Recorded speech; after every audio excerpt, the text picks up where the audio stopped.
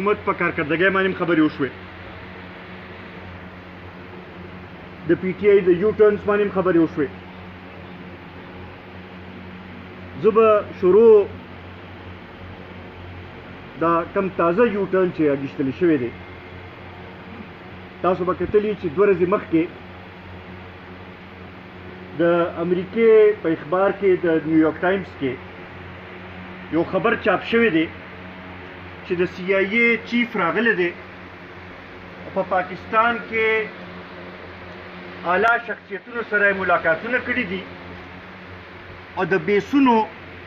باره کې مذاکرات شروع کړي دي.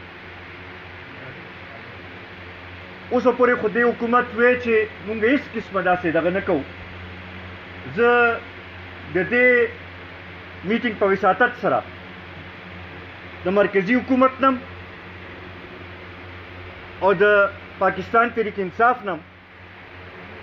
وضاحت طلب کول غواړم چې دوی دې قوم ته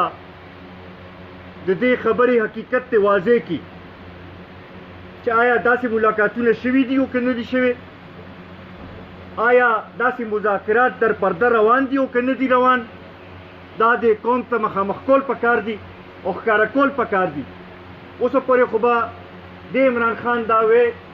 چې یاره مونږ به در پرده هېڅ قسمه خبرې نه کوو، مونږ به ښکاره هر څه معاهدې به کوو به، خو دا اوس ډېر لوی په دې باندې الزامات ولګېدل او د دې وضاحت چې دی هغه ضروري پکار دی. بیا چونکې معیشت نه هر څوک متاثر دی او خصوصا زه به دا ووایم چې دا 3 کاله نه که نه چې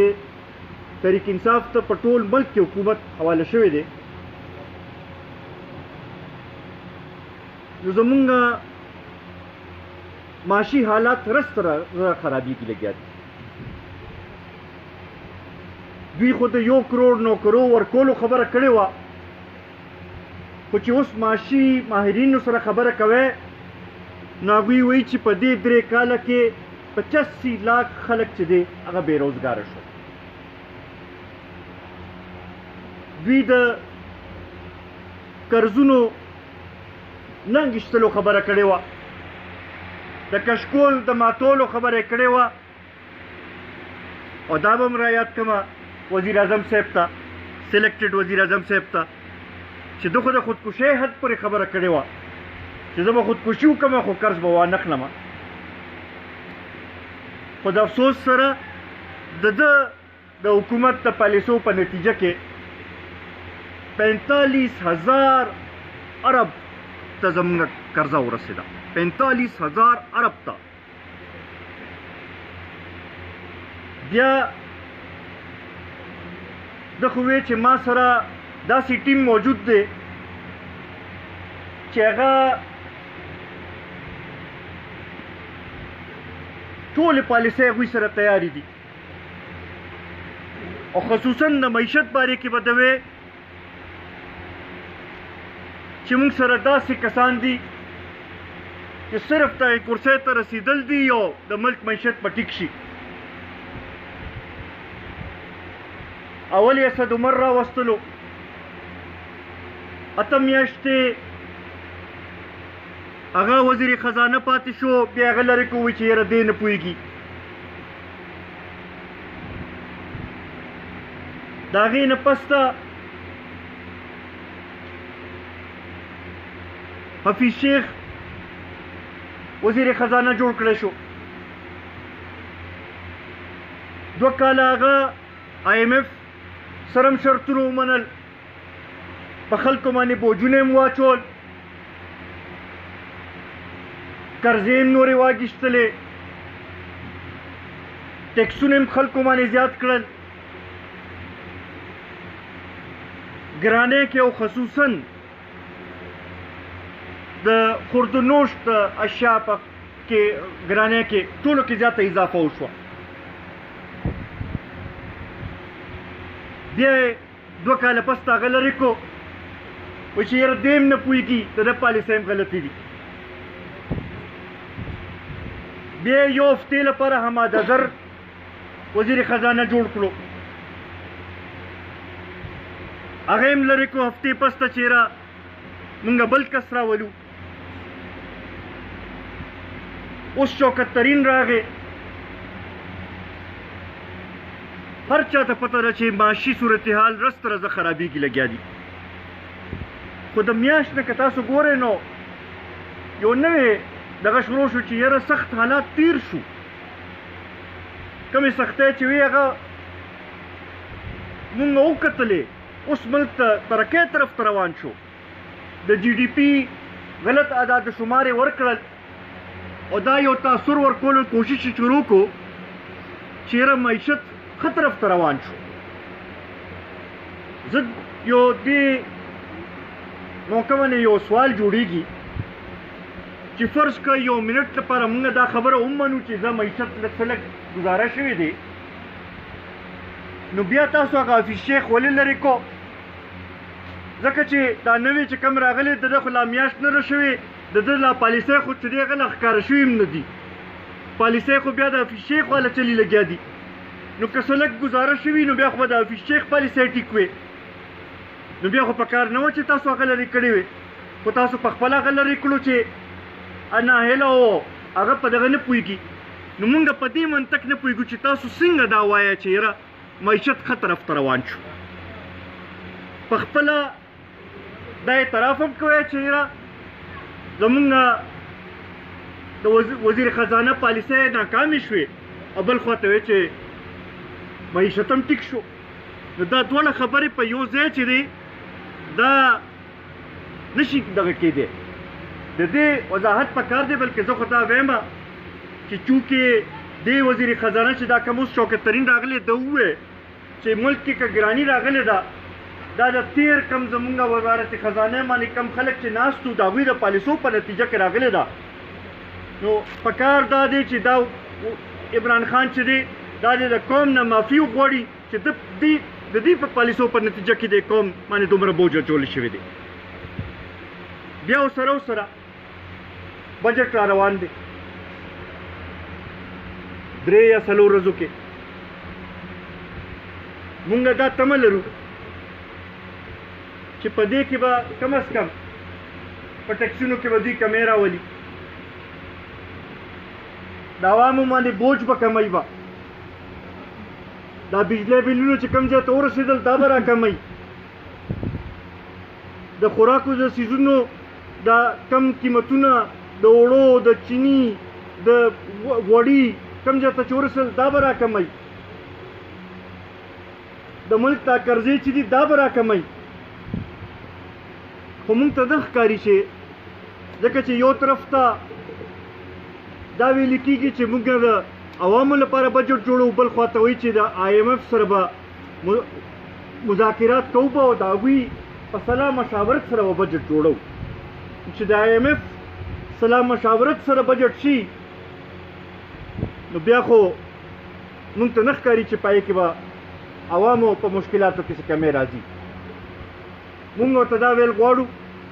چې که تاسو په دې بجټ کې د عوامو د ریلیف لپاره اقدامات هم اوچت نه کړل نو بیا به مونږ دې ته مجبوره کیږو چې روډونو ته به روځو او د عوامو ترجماني به کوو به او دا کومه ګراني چې ده د دې خلاف به چې دی عوامي احتجاج به کوو به او دا به تاسو ته ښیو چې خلک اوس نور دې ته تیار نه دي چې تاسو به خپل شاخرچیانو کې اضافه کوئ تاسو به ټولو کې غټې کابینې به ساتئ تاسو به چې دی د حکومت اخراجات کې اضافه کوئ او بل خواته عوام چې دی هغوی ته به ووایئ چې تاسو د هغې خرچونه ورکړئ تاسو صبر وکړئ دا نور نشي کېدی تا چې کومې خبرې شروع کړې وې پکار یې چې په هغې باندې عمل وکړي او که نشي کولی نو بیا استعفا ورکړه بیا پرېږده دا حکومت ځکه چې موږ ته پته ده چې څه د دې اهل نه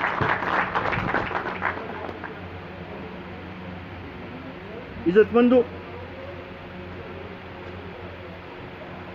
چونکې سوات کې ولاړ یو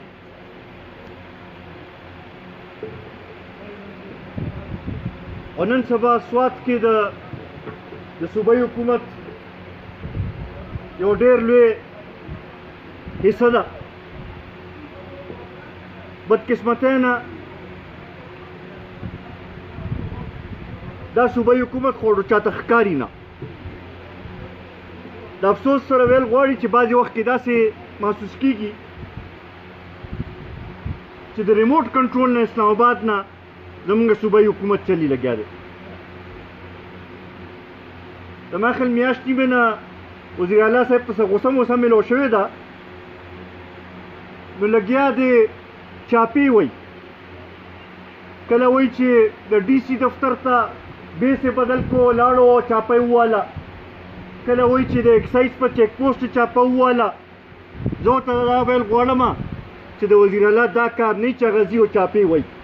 د وزیر اعلی کار چې هغه د عوامو مسایل حل کړي، هغه پالیسۍ داسې ورکړي، داسې قانونونه جوړ کړي چې عوامو ته سهولت میلو شي.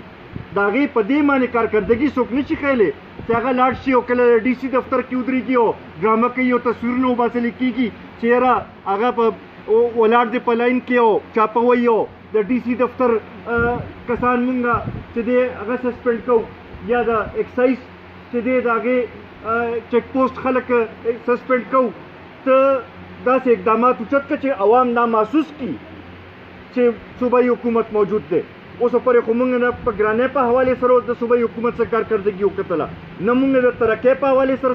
د صوبایي حکومت کارکردګي وکتله، نه د صوبایي حقوقو په حوالې سره موږ د صوبایي حکومت کارکردګي وکتله. په دې ډرامو باندې چې دی ته دا قوم چې دی دې له دوکه نوره نه شي ورکولی. که ستا دا خیالي چې دا ډرامې به ته کوې، دا په دې قوم ته واضح دي دا ناکام حکومت دی، دا حکومت هېڅ هم نشي کولی. موږ ته معلوم دی او موږ همدا مطالبه کوو چې دا دې مستفي شي، دې کې دا اهلیت نشته چې دا صوبه وچلوي. زه لږ به د جلسې حوالې سره بیا دغه راشم، چونکې دا جلسه موږ ټول لپاره ډېر اهمیت لري. سوات مونږ دا ګڼو چې زمونږ یو ښه ضلع ده، مضبوطه ضلع ده، زمونږ ته ډېرې تمې دي. نو په هغې حوالې سره چې په دې جلسې کې مونږ ښکاره شو، نو خپل یو قوت مظاهره به کولی شو. آینده لپاره هم د هغې به یو فایده مونږ ته دا کېږي چې بیا به د خلکو سترګې به مونږ ته کېږي. بیا په دې حوالې سره د دې یو اهمیت دی چې بعضې خلک د پي ډي ایم نه لاړل، نو دا به مو ته ښیو چې یاره په دې صوبې کې قومي وطن پارټي چې دی هغه یو مضبوط قوت دی، او چې قومي وطن پارټي چاله لاس ورکړي نو هغه اتحاد چې دی هغه مضبوطېږي. نو د قومي وطن پارټۍ د کارکنانو هغه جوش او جذبه مو ته مونږ ښیو. نو په دغې حوالې سره کبو مرګرو چې نن دلته کې کم کمیټمنټس وکړل، زه دا تمه لرم چې په هغې باندې به پوره عمل کوي او به سر ته رسوي به، ځکه چې دا زموږ د ټولو د عزت سوال دی. زه د ضلعې چیرمین صاحب ته به مې دا درخواست وي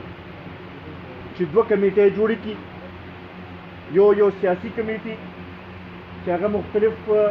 کم ملګري که لږ خفګان وي یا ناست وي غیر فعاله وي چې هغوی پسې ګرځېدل هم شروع کړي، او سره نوې خلکو هم دعوت ورکول شروع کړي. ډېر داسې خلک دي چې مختلف پاټو کې خاموشه ناست دي چې هغوی پسې ګرځېدل شروع کړي. او بله کمیټي د پي ډي ایم په حوالې سره یو جوړه کړي چې په هغې کې که هغوی سره چې کوم انتظامات له شکل ورکول وي، د هغې لپاره پلانینګ کول وي، چې د هغې لپاره کمیټي جوړه شي